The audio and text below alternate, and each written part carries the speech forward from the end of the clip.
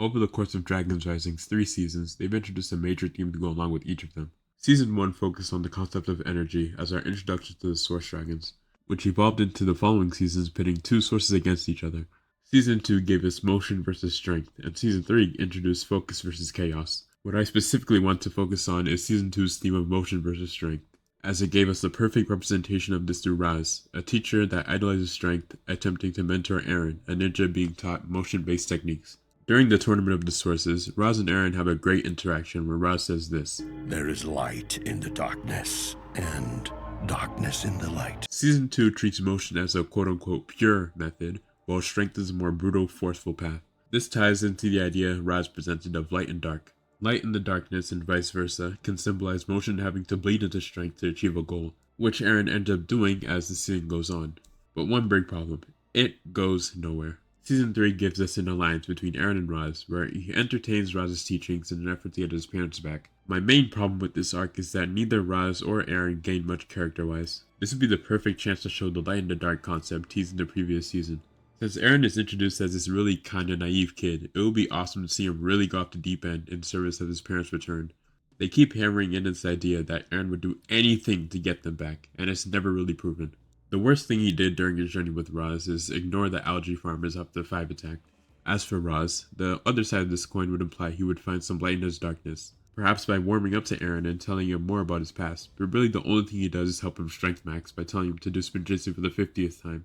Then in episode 14, the arc gets cut off before it goes anywhere. Now, how would I fix this? I actually wrote 2 stories based on this arc from my series Ninjago What If, which you can read in the link in the description. Episodes 4 and 6 focuses more on this arc than the show did, and explores the effect of the journey on both of the characters. I'll be discussing the plot of both stories, so if you want to read them for yourself, I suggest doing that before continuing to avoid spoilers. Things progress as normal until Eren and Raz are displaced to the realm of Onion dragons. The interactions between the two have a lot more depth, with Raz getting Eren to make his new suit, and later risking himself to save Eren wherever he can, such as during the fight with Drix in the World Forest. When Eren eventually leaves his side, he starts reminiscing about their time together, showing that deep down he did care for him to some extent. On the Eren side of things, he progressively strays further from the path of good the longer he's with Raz. Rather than his questionable deeds ending with abandoning the algae farmers, it continues into the future when they reach the World Forest. When they exit the Temple of the Dragon Cores, Raz gets defeated by the mountain dragons, prompting Eren to attack them rather than running away like in the show. He wields Raz's hammer and sends Leafblade plummeting to the ground, which ends up killing him. Raz and Eren then fight side by side when Jay and Drix attack them. Later, when Thunderfang gets released, Eren accepts Raz's gift of the returning blade to use as a primary weapon. Then, with his help, gets Thunderfang to drink the elixir. Eren and Raz then continue with their journey, except Sora doesn't come along because she has no place here, and arrive at Abracalabria. They kidnap Pontifex Magicus, and Raz gets Eren to sacrifice him to the Castle of Bones. I was thinking it being a random person instead of Sora, someone Eren has a very close attachment to, and therefore never sacrifice, opens the door to his character going up this deep end that the show was teasing throughout the season. Due to this first kill, it allows Eren to be manipulated by Raz into sacrificing several more people, which gets them all the Source Dragon icons they require.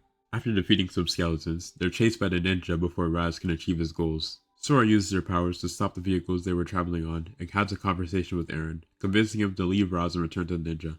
Raz's icons are taken, and before the ninja can subdue him, he's rescued by Cinder Jordana.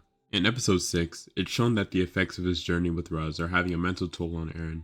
After a traumatic nightmare about his parents, he decides to leave the monastery for a while to clear his head. He goes to the realm of Lee to visit his parents' graves and gets attacked by Dream Givers. Lee rescues him and tells him his parents aren't technically dead, but got corrupted by Dream Givers and subsequently transformed into them. They go to the realm of monsters, where Eren theorizes that Dream Giver hive mind is, and find their leader at the realm of monsters monastery.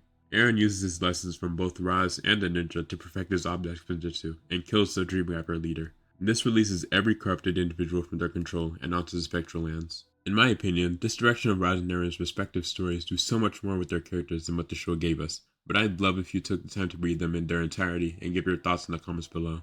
Another piece of fan fiction that does wonders for Eren and Raz's characters is Brutality Baby, written by my good friend Gino. It explores the Forbidden Five after the Tournament of Sorcerers, giving them far more depth than the show ever did. It would be really appreciated if you checked it out, and the link will be in the comments and in the description. There will also be a link to the Brutality Discord server if you want to talk about the story with other fans. If you want to discuss Ninjago in general, among other things, a link to the Digiverse will also be in the description, along with a Google Drive link with everything I've written if you're interested in reading anything else I've put out.